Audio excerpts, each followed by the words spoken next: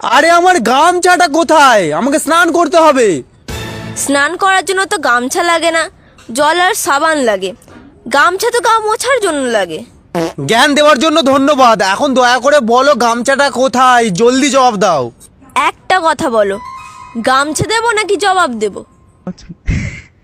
গামছা দাও। তাহলে জবাব কে দেবে? ধুর, আমি কি বাড়িতে একটু শান্তিতে থাকতেও পারবো না? কেন পারবে না?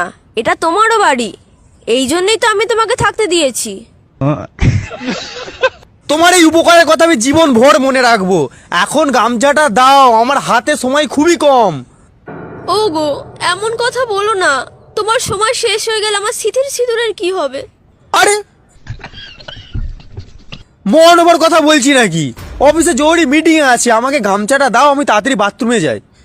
কিন্তু বাথরুমে কিসের মিটিং? মিটিং অফিসে, বাথরুমে নয়। তোমায় মিটিং নিয়ে চিন্তা করতে হবে না। আমার মিটিং নিয়ে চিন্তা নেই, আমার তো দোকান থেকে আলু কেনা নিয়ে চিন্তা। ঠিক আছে, আলু আমি ফেরার পথে নিয়ে আসবো, এখন গামছাটা দাও। সেদ্ধ আলু আনবে নাকি কাঁচা আলু? সেটা ফোনে বলে দিও। কিন্তু আলুকে কোন নম্বরে ফোন করব?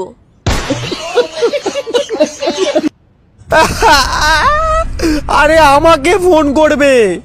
তুমি তো আমার সামনেই আছো, তবে ফোন কেন করব?